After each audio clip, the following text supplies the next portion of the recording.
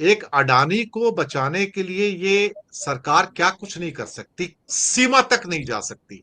ऐसा लगता है कि अगर अडानी को कोई टच कर दिया तो इनके यहाँ अग्नि प्रज्वलित हो जाती है, भारतीय जनता पार्टी के और आरएसएस के कैंप में, कि आप इस आदमी को टच नहीं कर सकते। क्या ये आदमी भारत का भारत भाग्य विधाता है? ये क्या बड़ा ये अजीब व्यक्ति है।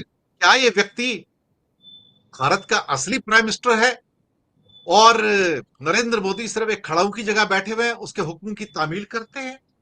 क्या है इस एक आजकल एक टर्म यूज हो रही है सिद्धांत जी, कि ये Elon Musk is a shadow president of America. Elon Musk is a shadow president of America, ये कहा जा रहा है। इस क्या मैं पूछूं कि इस क्या बोलते Gautam Adani is a shadow prime minister of India?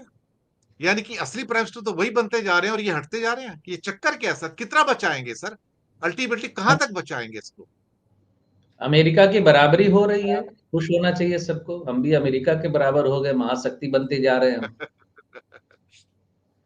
मुझे जी। बड़ा अजीब लगता है कि बांग्लादेश की प्राइम मिनिस्टर को जब यहाँ शरण दे दी गई है और भारतवर्ष में बांग्लादेशी ढूंढ रहे हैं लोग, ये बड़ा अजीब लगता है। दूसरा, गौतम अडानी को सेव करने के लिए यहाँ के लोग जो तर्क देते हैं, जो ब्लाइंड फॉलोअर है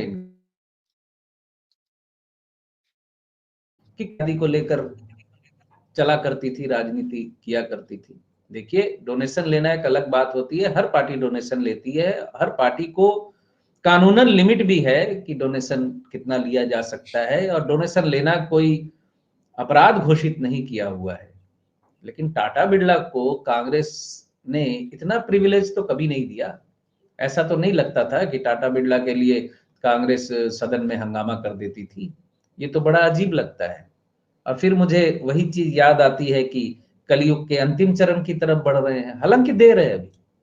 मैं उन लोगों से सहमत नहीं हूं जो हल्ला कर रहे हैं कि सतयुग आ गया, सतयुग आ गया, सतयुग शुरू हो गया कह रहे हैं। कह रहे हैं कि सतयुग चल रहा है, क्योंकि उन्होंने, क्या बोलूं मैं, एक आदमी को जो बायोलॉजिक नॉन बायोलॉजिकल कह रहा है खुद को, जो लोग ऐसा कह रहे हैं कि सतयुग शुरू हो गया, वो लोगों को ये साइलेंट मैसेज देना चाह रहे हैं कि दशावतार हो चुका है, किस कल्कि का अवतार, किस कल्कि का इंतजार कर रहे हो आप। वो ये मैसेज कन्वे करने की कोशिश करते हैं। बाकी राजनीतिक कैरियर की बात करूं तो मैं आपको बड़ा स्पष्ट, दर्शकों को बड़ा स्पष्ट बता देना चाहता हूं कि हमारे आदरणीय प्रधानमंत्री नरेंद्र मोदी जी राजनीति के अंतिम पड़ाव पर हैं। समय सीमा अब कोई बहुत ज्यादा नहीं है कि वो इसी शक्ति और इसी ताकत से टिके रहे। किसी भी दिन सुबह आपकी नींद खुलेगी और आपको पता चलेगा कि नया बदलाव कुछ होने जा रहा है। हम्म। जो भी समझ में आ रहा है, क्योंकि मैं उनकी कुंडली का आकलन कई बार कर चुका हूं और मैं कई बार बोल चुका हूं कि मंगल की महादशा उनके फेवर में है नहीं। और वृश्चिक राशि में भले ही शनि का ढैया खत्म हो रहा है, लेकिन पंचम का जो शनि होता है वो भी कोई बहुत प्रॉफिटेबल नहीं होता। शनि को छठे भाव में आना पड़ेगा, यानी अभी भी 2.5-3 साल तक का जो वक्फा है शनि के गोचर का, वो बेहतर नहीं है। शनि एकमात्र, दर्शक मित्र ज्योतिष को जो सुनना चाहते हैं, समझना चाहते हैं, वो ये समझ लें कि शनि एकमात्र तीसरे, छठे और एकादश भाव में ही अच्छा फल करता है। सिर्फ शनि की 7.5 को लेके मत बैठे रहिए। वहां से घूमने के बाद भी मान लीजिए वो ढैया खत्म हो गया, 7.5 खत्म हो गई, हाँ जाहिर है कि 7.5 इसकी खत्म हो रही है, शनि तीसरे भाव में आ जा रहा है, उनके उनके लिए फायदेमंद होगा। चौथे का शनि फिर ढैया शुरू कर देता है, पंचम का फिर वो बहुत अच्छा फल नहीं करता, सप्तम का शनि अच्छा फल नहीं करता, अष्टम तो ढैया है, नवम दसम का शनि अच्छा फल नहीं करता, एकादश में जाके अच्छा फल करता है। तो ये स्थिति ऐसी है।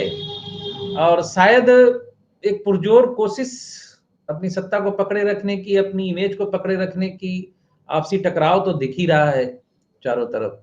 और जहां तक मैं समझता हूं, टकराव सारा वैसा ही दिख रहा है जैसा लगभग मैं कई बार बोल चुका हूं। जैसे अमित शाह जी के बारे में पिछले एपिसोड में, 2 एपिसोड पहले मैंने आपको कहा था कि 18 मार्च 2025 तक उनका समय अच्छा नहीं है। तो ये राजनीतिक आकलन आ गया ना सामने कि फडणवीस जी अमित शाह की इच्छा के विरुद्ध चीफ मिनिस्टर बन गए महाराष्ट्र में। ये आकलन आ गया सामने। तो ये उनके खराब या उनके बैड टाइम की ही निशानी है। जी सर बोलिए।